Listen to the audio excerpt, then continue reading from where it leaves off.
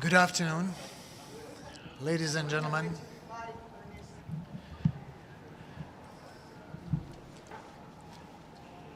This Stakeout will be about the debate on the Security Council reform.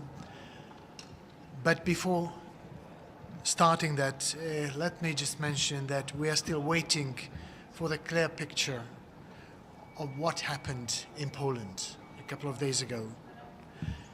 In the meanwhile, I offer my condolences to the bereaved families, and I commend the government of Poland for reacting with cool heads.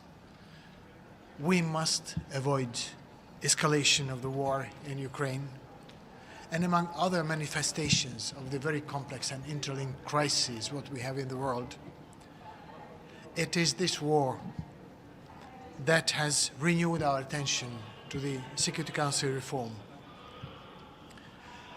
The Security Council, as a main guarantor of the international peace and security, is blocked from taking any meaningful action, particularly on the most dangerous war we have now in our days. This world is looking to the United Nations for answer. This world is looking to the General Assembly more and more to make the necessary steps. It is the credibility and relevance of the United Nations that is at stake. The General Assembly is the body that is mandated to act on the Security Council reform. You may know that this question has been on the agenda of the General Assembly for 43 years already. For the past 13 years, the General Assembly has been working on the reform in the context of the so-called intergovernmental negotiation process. You might wonder what is the difference in this year after 13 years. The world is changing. The challenges are changing very rapidly.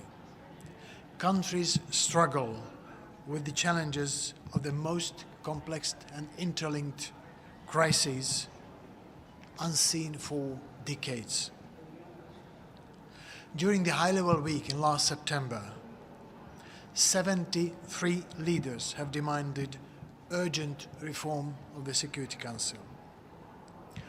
All member states today have spoken for the necessity of the reform of the Council.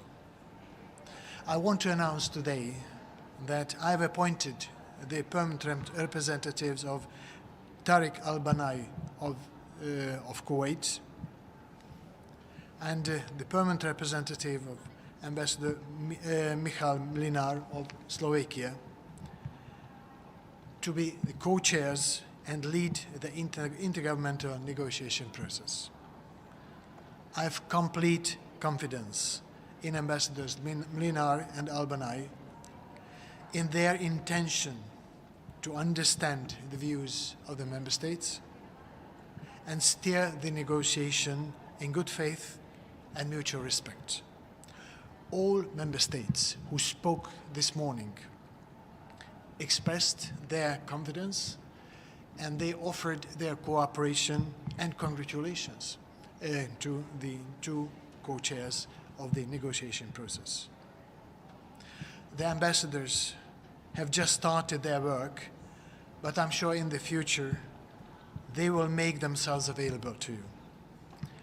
So the General Assembly this morning started debating in the 77th session of the issue of the Security Council reform.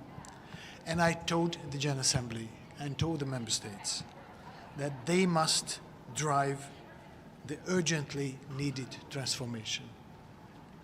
I asked them to take collective step and start from a position of yes. So, ladies and gentlemen, let me take two questions, especially on the Security Council reform.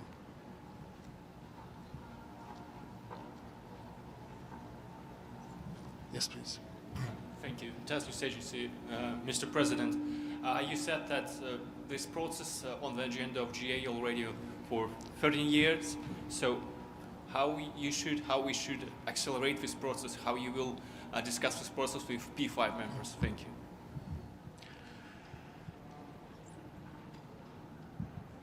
It is very important that we should have a consultative process with the P5. But let me dissolve a misperception that it is the only position of the P5 that makes the negotiations difficult. The negotiations have never produced a result that should have been considered by the P5.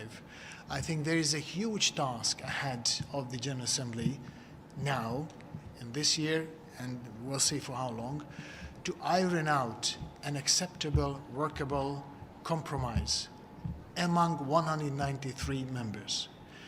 We have never reached that point.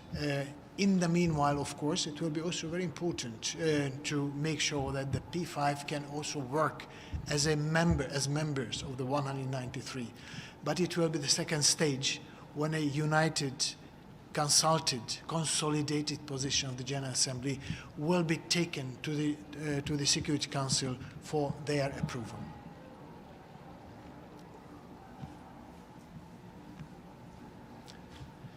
So if there are no more questions, then I thank you very much for your attention, and I hope to see you very soon on other issues during press takeouts. Thank you indeed.